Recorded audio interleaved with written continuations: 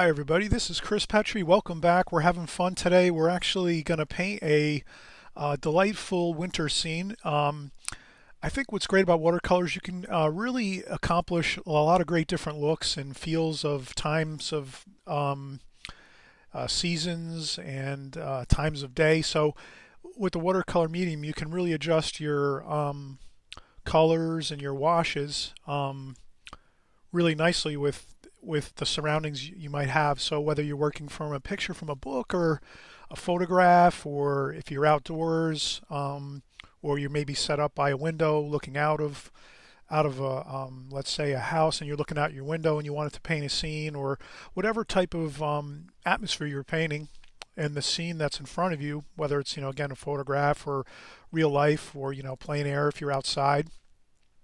Watercolor is a fun medium because you can really accomplish it pretty easily with just some simple ideas like just noticing the light as you're painting and drawing, getting ready to do the painting. You can look at the light, and obviously things change too. So that's another factor when you're painting a scene is when you're drawing your scene, it might take you 20 minutes, and then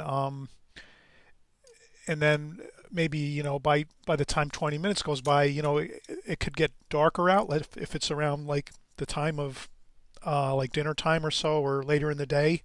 So whenever you draw and paint, especially outdoors, you have to be aware of that the light's going to change quite a bit in the morning time and in the later part of the day.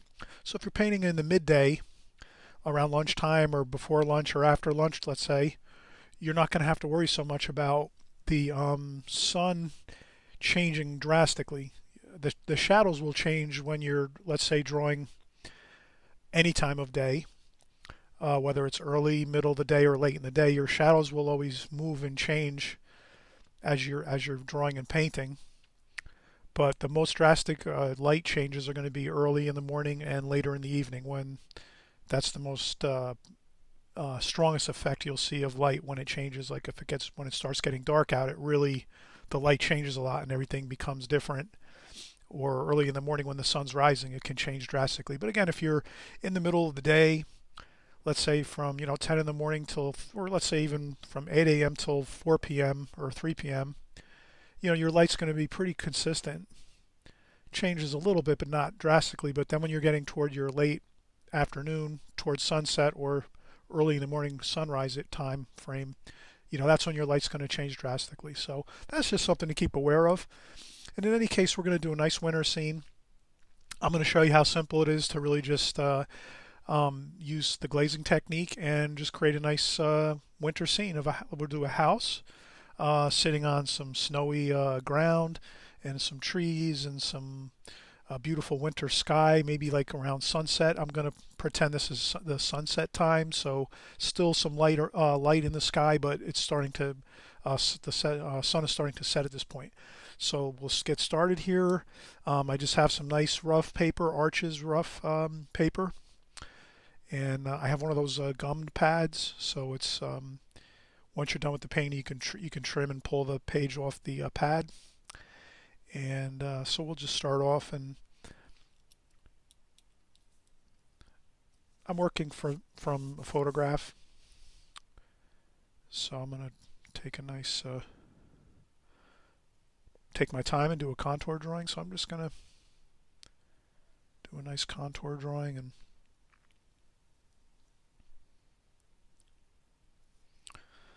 so there I have my sort of like my horizon line, the lay of the land. So this is going to be like the sloping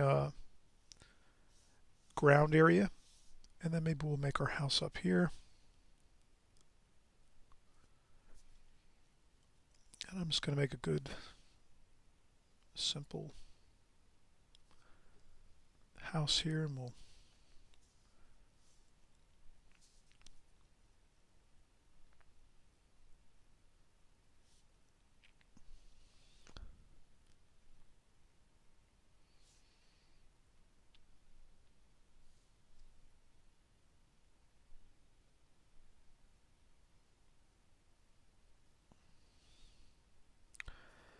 And I'm taking my time doing my contour drawing, and I'm noticing that I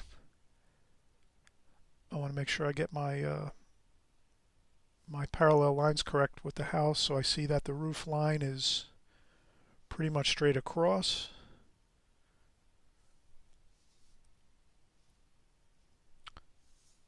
And I'm going to block in some posts that are by the porch, by the house. And then this house has a few windows. So we'll put in a few windows here. And the front door is in over here underneath this rooftop. We have another window there.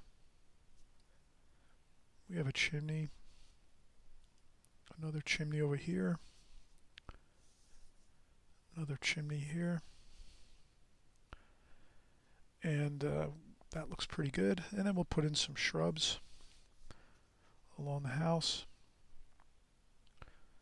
I'm noticing, and so I put these shrubs in really quickly and loosely, just so that I know when we're going into paint, we can use those little areas to know that we're going to put some darker paint for shrubs in there. And then we have an interesting, maybe some fencing over here.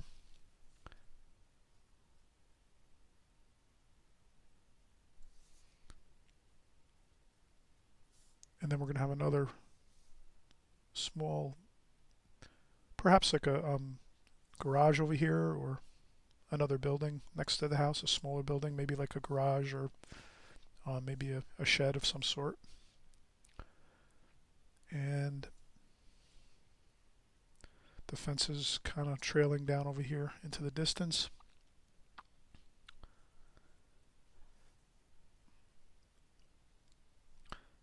And over here, we'll just maybe do a darker mountain area.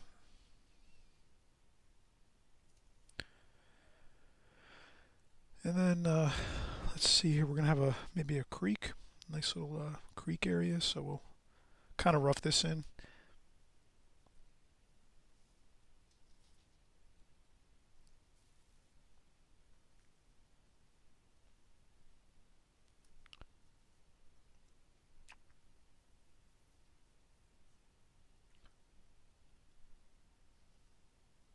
Okay, and then I'm going to do the shadows. So this is the edge of the ground. Here's the creek. Here's the water. So that's the water here in between this small creek area. And then we have the ground here coming across. And then here's the shadow area for the ground. So I'm just putting in the shadow area so we can, when we go in and we're painting, we want to try to have as much kind of planned out, even if it's just a light sketch like this, planned out as much as possible before we start painting. Because once we start painting, then we're in like that, kind of that scramble mode where we know we're doing watercolors, we know things are moving fast, and we want to make sure, we can keep things under control somewhat. So if you can do these little small sketches of things like shadows and things before you start painting, it's much better that way. So does that make sense? If you can kind of get some of those minor details sometimes in there just by light sketching, or even make a little dark spot, like to shade something in to know that it's maybe a shadow or a darker area. That's kind of like a few less things you have to worry about once you're mixing paints and painting, and you're in the swing of doing the watercolor painting, because then it's more, you know, things are hectic and you're trying to make sure things don't dry and you're moving quickly. So watercolor is a fast medium. The more you can get stuff worked out before you go in and start painting, the better off you are. And of course, it depends on how much details in your painting too. Some paintings have a lot less details, so you might not have to worry too much about getting some of these smaller details worked out beforehand. But it's always good if you can to try to get some of that stuff worked out beforehand. So here we're going to continue. We have a cool little interesting tree over here. So we're going to do that.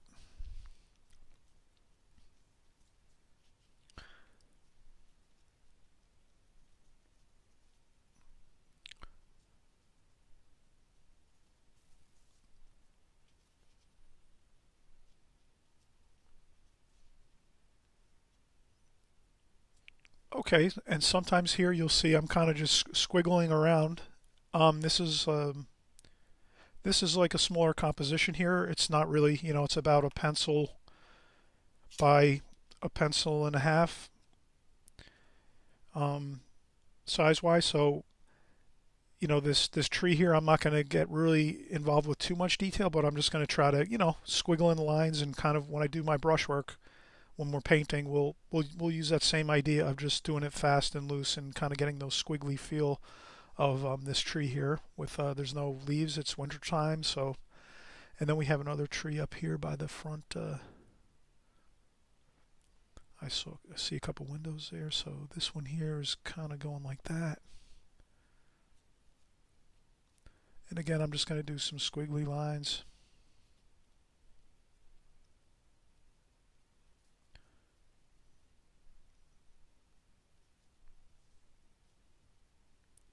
And it looks like probably this area, the wind most likely blows this way, and then the trees tend to like bend and grow according to the prevailing winds in the area. So here it looks like these trees are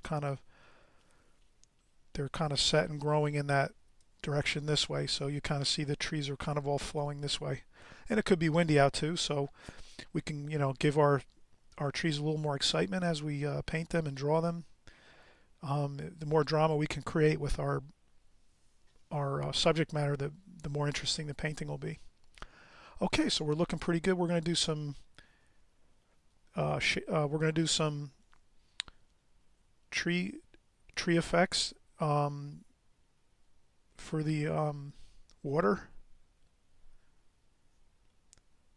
So even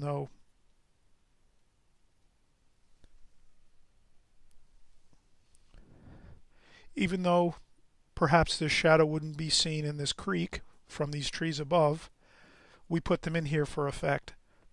So I guess what I'm kind of saying is sometimes you can like stretch truth a little bit in your paintings.